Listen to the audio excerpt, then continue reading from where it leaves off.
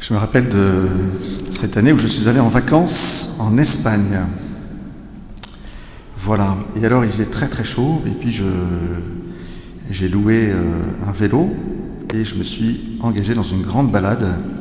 C'était très beau, c'était sympa. Mais alors il faisait une chaleur de dingue et après quelques temps, je me suis littéralement écroulé. Enfin, je suis descendu du vélo.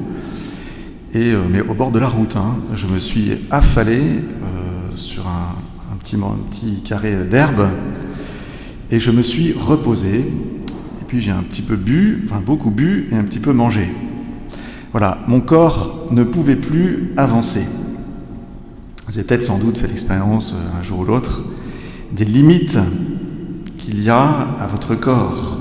Votre corps a besoin de repos, a besoin de nourriture et de boissons pour continuer à vivre. C'est ce qu'on a entendu avec ce récit dans la première lecture où Élie, qui est en route vers l'Horeb, a besoin lui aussi de repos, mais il reçoit une nourriture qui est un cadeau du ciel. Il va se réveiller, il y aura une galette à côté de lui, et puis l'ange lui dira « Lève-toi et mange ». Alors Jésus aujourd'hui nous dit « Je suis le pain de la vie ». Alors c'est sûr que Jésus ne parle pas du pain dont nous avons besoin pour notre corps. Qu'est-ce que c'est que cette vie dont Jésus parle et qu'est-ce que c'est que ce pain qu'il est lui-même?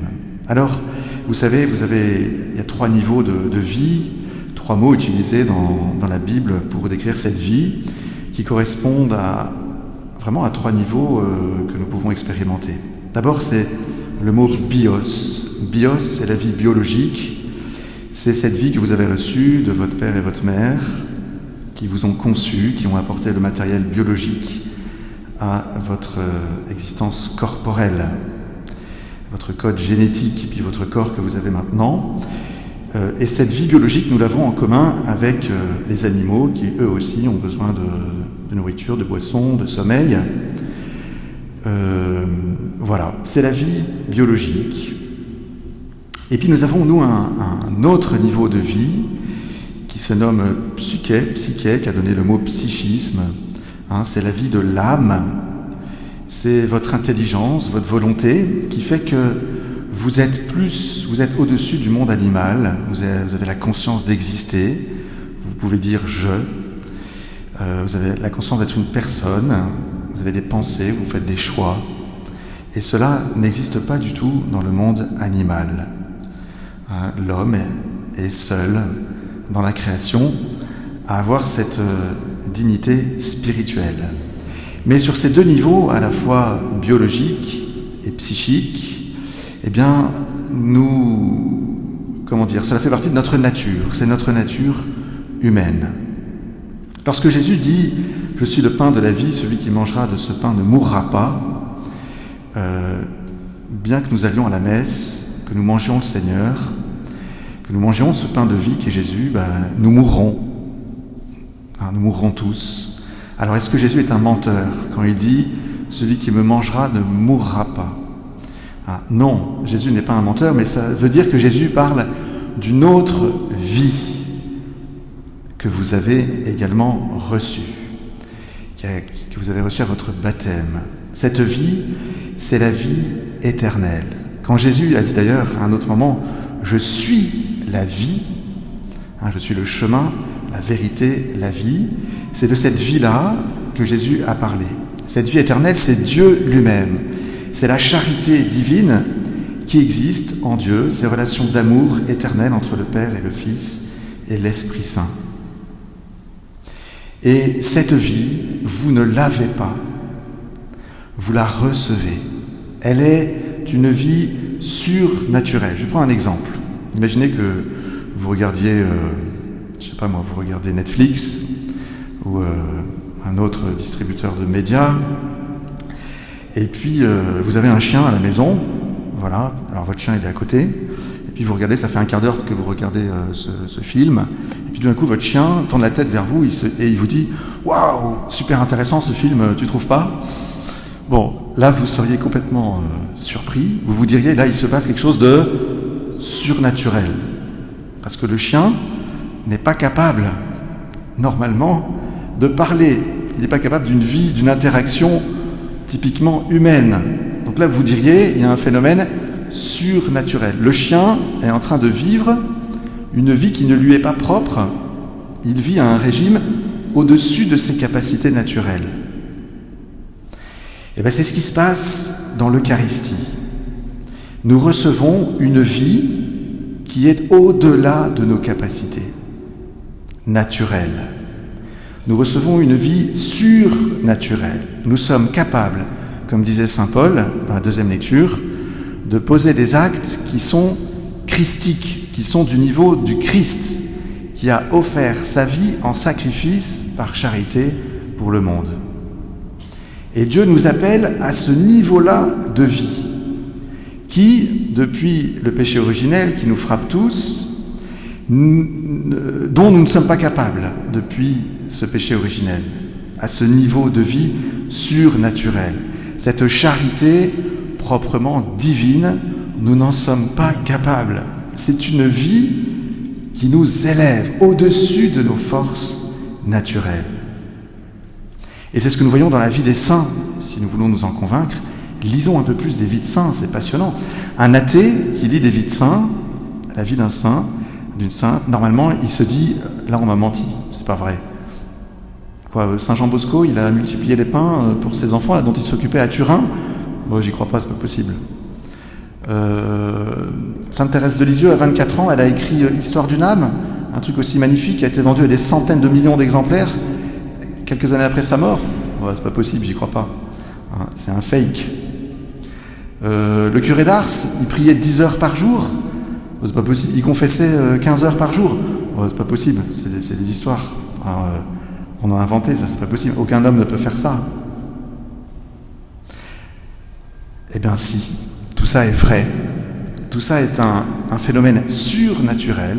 Les saints sont ceux qui ont tellement laissé Dieu rentrer dans leur vie, ils se sont tellement nourris de Dieu lui-même, de Jésus, dans l'Eucharistie, dans la prière personnelle, dans les sacrements, que leurs capacités ont été décuplées. Leur puissance d'amour, leur puissance de charité a atteint des degrés extraordinaires, qui dépassent l'entendement. Ils ont eu parfois des idées d'un génie total.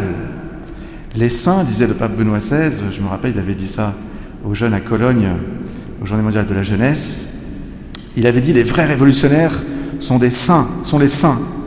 Les saints sont des révolutionnaires. Et c'est vrai, quantité de saints ont inventé des trucs complètement géniaux, hein, qui étaient des idées proprement divines que Dieu avait semées dans leur cœur, hein, avec ce phénomène de la vie de Dieu qui entre dans leur nature, dans leur pauvre nature humaine. Alors c'est bon de prendre conscience que cette vie, nous l'avons reçue en germe au baptême, et nous la renouvelons, nous la faisons vivre, nous la nourrissons à mesure que nous communions au Seigneur Jésus dans l'Eucharistie. Jésus a dit « Je suis la vie », il a dit « Je suis le pain de vie ». Ce pain, on comprend qu'il est fait pour nous nourrir, et nous croyons vraiment que Jésus est ce pain, qu'à la messe, ce pain est transformé, le pain physique, le pain de notre monde naturel, est transformé de manière surnaturelle dans le corps et le sang de Jésus. Le pain et le vin sont transformés dans le corps et le sang de Jésus, c'est-à-dire Jésus lui-même. C'est ce que nous appelons la présence réelle. C'est vraiment Jésus tout entier qui est là. Et ce Jésus, il est une personne, il est aussi une énergie. Vous voyez, quelque chose de nucléaire, si je reprends encore une comparaison qu'avait utilisée le pape Benoît XVI, qui comparait l'Eucharistie à une bombe atomique, à l'énergie nucléaire qui nous est donnée à chaque fois que nous communions. Si vous êtes français de longue date, vous connaissez Astérix et sa potion magique, c'est un peu ça aussi, si je puis me permettre, de comparer l'Eucharistie à la potion magique. Mais c'est pareil, Astérix n'est pas capable d'envoyer les Romains à plusieurs dizaines de mètres par un coup de poing. Eh bien, avec l'Eucharistie, nous sommes capables de poser des actes surnaturels de charité. Alors vous allez me dire, oui, mais moi ça fait des années que je communie, je vais à la messe tous les dimanches, tout ça, tralala, mais je vois pas trop de changement dans ma vie. Alors il y a peut-être plusieurs raisons à cela. Peut-être que vous êtes en état de péché mortel. Dans ce cas, cette petite graine de vie que vous avez reçue à votre baptême, vous l'avez écrasée, elle n'est plus là. Donc allez vous confesser, c'est la solution. L'Église nous en parle depuis 2000 ans, cette histoire-là. Cette vie, nous pouvons la perdre, cette vie surnaturelle, nous pouvons la perdre par un péché grave commis en pleine conscience et en toute liberté. Nous recevons de nouveau cette vie surnaturelle par la confession, par le sacrement de la réconciliation. Donc peut-être que c'est à cause de ça. En fait, ta vie ne change pas parce que tu l'as déjà plus, la vie. Tu l'as perdue par tes péchés. Donc fonce auprès d'un prêtre, reçois le sacrement de la réconciliation et tu recevras la vie éternelle de nouveau dans ton âme. Mais peut-être qu'il y a d'autres raisons. C'est que nous recevons le Seigneur lorsque nous communions. Nous sommes en état de grâce, comme on dit, tout va bien, nous ne sommes pas en péché mortel. Mais nous communions de manière peut-être distraite. Quand nous communions, nous pensons tout de suite à la fin de la messe. Mon Dieu, pourvu que ça se finisse vite. Que le curé fera des annonces pas trop longues. Ou que je ne sais pas quoi. On est distrait. On ne se rend pas compte du trésor qu'on vient de recevoir, le Seigneur Jésus. Peut-être qu'il y a une sorte de tiédeur, vous voyez, lorsque nous communions, nous ne sommes pas vraiment présents à Jésus qui est là dans notre cœur, dans notre corps. Peut-être aussi que nous manquons de foi, nous ne posons pas des actes de foi. Seigneur, je crois à ta présence, tu es là dans mon âme maintenant que je viens de te recevoir. Seigneur, agis avec puissance, fais de moi un saint, rends-moi capable, donne-moi la grâce de répondre en disant oui à cette énergie de charité que tu déposes maintenant dans mon cœur. Peut-être aussi que vous avez des attachements à des péchés qui ne sont pas très graves, mais qui sont quand même des péchés véniels, comme on dit, mais vous vous complaisez dedans, vous avez décidé de ne pas changer, de ne pas vous convertir, de rester dans une sorte de médiocrité un peu molle, qui fait que vous n'êtes pas un grand pécheur, mais vous n'êtes pas non plus un saint, et vous vous satisfaites de cette situation. Et alors c'est peut-être pour ça que vous ne changez pas. Un peu comme si vous mangiez des protéines, je compare à ceux qui font de la musculation, vous mangez des protéines, des vitamines, du jus d'orange comme il faut, etc. Mais en fait, vous continuez à maigrir, c'est qu'il y a un problème d'assimilation de cette bonne nourriture que vous recevez. C'est vous, c'est votre métabolisme, je sais pas, moi je suis pas médecin, mais votre corps qui n'arrive pas à digérer, à ingérer, à transformer cette nourriture que vous recevez. Et bien lorsque nous communions, ça n'est pas mécanique. Vous voyez, c'est pas parce que je reçois l'hostie que ça y est, je vais être un saint. Il faut que je réponde, que j'accueille déjà bien ce Seigneur Jésus qui vient en moi, et puis que je décide volontairement de consentir à ce que ma vie se transforme, comme nous y invitait saint Paul dans la deuxième lecture, à que mon attitude se transforme à l'image du Christ. Imiter Dieu. C'est un peu fou comme truc, ça. Saint Paul nous dit, imiter Dieu lui-même. Pas possible. En fait, si, c'est possible, puisque Dieu lui-même vient à nous et nous rend capables d'agir comme lui, par la puissance de l'Eucharistie, lui qui est vraiment le pain de vie qui se donne en nourriture à nous. Seigneur Jésus, voilà, nous sommes pauvres, mais tu veux nous transformer au cours de chaque messe. Seigneur, enracine dans nos cœurs le désir, la volonté ferme d'être fidèles à la messe chaque dimanche de notre vie, qu'à partir d'aujourd'hui jusqu'à notre mort, nous ne perdions pas une seule messe le dimanche. Et puis à chaque messe, Seigneur, donne-nous de te manger avec avidité, avec gourmandise, avec un grand désir que tu nous transformes, avec un désir de t'accueillir tel que tu es. Seigneur, transforme-nous par la puissance de ton Eucharistie. Fais de nous des saints qui feront eux aussi des choses extraordinaires. Amen.